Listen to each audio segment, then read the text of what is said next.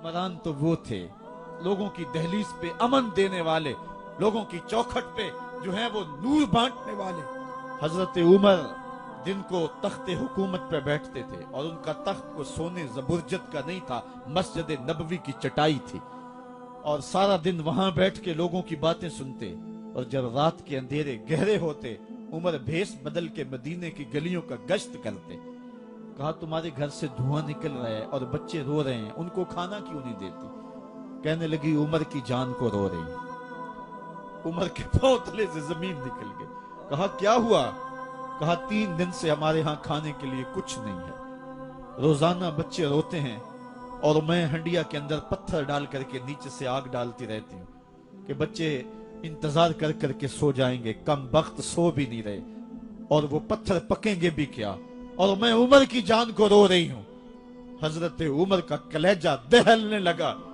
फौरन पलटे वापस बैतुल माल में आए, घी का एक कनस्तर लिया, आटे की बोरी ली, मिर्च मसाला जात बहुत कुछ उठाया, अपने कंधे पे रखा, बोरी अपनी कमर पे ला दी। उमर बैतुल माल से निकले तो आपके खादम असलम ने देख लिया, आगे बढ़ा, कहा मेरे आका मैं उठाता हूं। उमर की आंखों में आंसू है। कहा असलम कयामत के दिन मेरा बोझ उठा लोगे?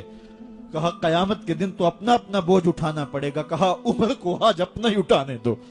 हजरत उमर वो घी का कनस्तर और वो आटे की बोरी सर पे उठाए हैं और उस खातून के घर जाते हैं और दस्तक देते हैं। वो जब देखती है उसकी जान में जान आ जाती है। कहा जल्दी जल्दी आटा गूंदो, और उमर सब्जी काटने लग जाते हैं।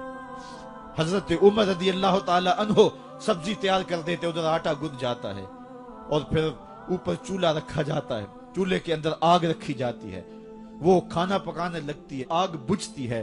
तारीख ने लिखा है आग बुझने लगती है, उमर झुक करके फूंके मारता है, उमर झुक झुक के फूंके मारता है।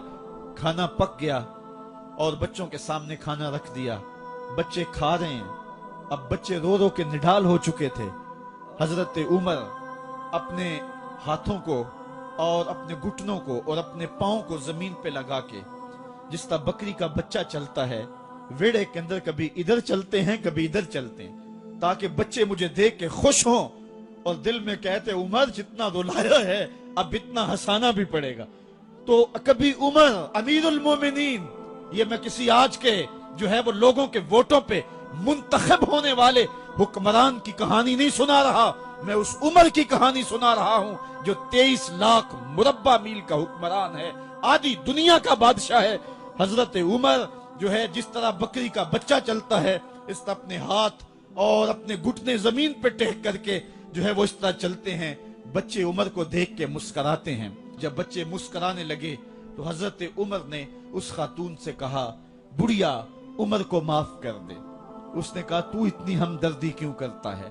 कहा उमर बेचारा बड़ा फंसा हुआ है, फिक्र है उसको यरमूक को, फुस्ता तो हुलवान की, जब फतह है मिस्र तो तैयारी है ईरान की, आते जाते वफद से मुलाकात भी करता होगा और शब को मालूम हालात भी करता होगा, कांटों में उलझी हुई बेचारे की जान है, नींद उसको भी आती है आखिर वो इंसान है, मेरी बहन उमर को माफ कर दे। उसने कहा नाना उमर की बात मेरे सामने न कर, कयामत का दिन होगा, उमर का गिरेबान होगा और मेरा हाथ होगा। जब उसने ये बात कही तो उमर बर्दाश्त न कर सके, बच्चों की तरह बिलक बिलक कर रोने लगे। कहा वो बदनसीब उमर तेरे सामने है, आज ही कहला जो कहना है, कयामत के दिन मुझे माफ रखना। उसने कहा तू उमर है? कहा बदनसीब उमर तेरे सामने खड़ा हूं। मेरे उमर कहते हैं अगर दजला के किनारे एक बकरी का बच्चा भी प्यासा मर गया, उसका हिसाब भी उमर से